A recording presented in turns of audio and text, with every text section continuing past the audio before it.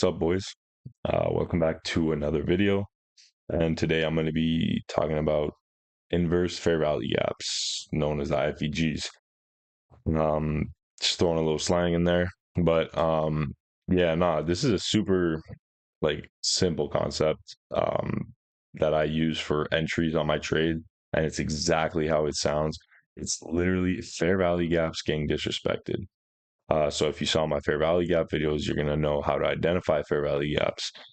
And now we're gonna kind of show you what a inverse fair value gap is. So literally perfect example of an inverse fair value gap.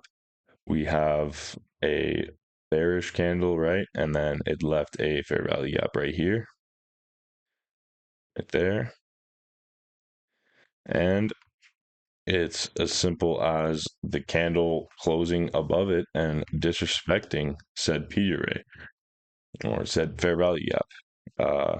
Oh, sorry. It's actually up here. And turn my magnet on. All right. Yeah. So, like I said, it's literally as simple as you have a fair value gap and then you have a candle that inverses that fair value gap. And I use that as an entry trigger to basically enter trades. Because when you see P arrays getting disrespected, usually that's a pretty good sign that price is either going to reverse or go in the opposite direction. Um, Now, when I use inverse fair value gaps, it's important to know that time frame alignments and all that. So I'm going to go down here. Let's say, all right, perfect example here. So let's say I'm short on the day, swept liquidity, right? Then let's say it's to PD array, and then I'm like, all right, well, that's not a good example because they're equal highs, but either way, I'm saying, all right, I want to look for an entry. So I'm just marking out fair value gaps, like literally the entire leg up. Like before price got up to there, this would have been my entry right here if we inversed it, right? Um, Obviously we respected it, kept going higher. Now here we got a 5 minute inverse. So that would be an entry for me right there. It's literally just a disrespected fair value gap. Now, for example, if we had here we go, perfect. So if you're looking up here, there's also a 4 minute gap. There's probably 3 minutes. Yeah, if there's 3 minute gaps, there's a one, and then there's another 2 minute gap, and then I think there's a 1 minute probably too.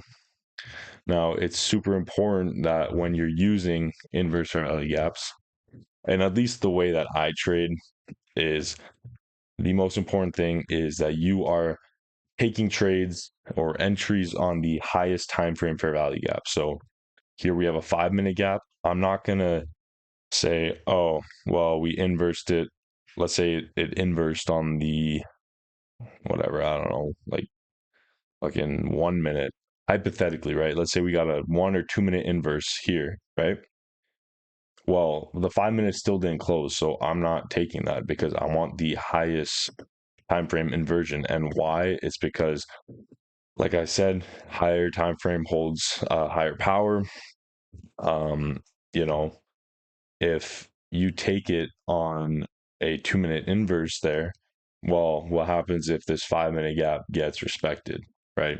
You basically want to just keep scaling up and down till you find the highest time frame gap, and the moment that gap gets inversed, I'm taking a trade. As long as everything else lines up, I'm taking a trade because, yeah, there's no other gaps that could be respected in that leg. So that's kind of just what fair value gaps are and kind of how I use them. Super simple, uh, great entry model. You can also pair them with CISDs. Like there's a CISD right here, change state of delivery. I don't use them. I used to, not a fan of them, but most of the time you'll find change in state of deliveries with IFVGs too.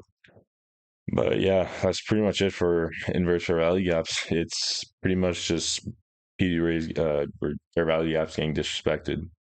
Um, you can also use this. Actually, I'm going to add in. You can also use this for finding like biases on the day. Like if you're looking for draws on liquidity or your bias, like you can literally use key raise getting respected and disrespected um, as a way to find your draws and stuff and kind of just find where the market wants to go, right?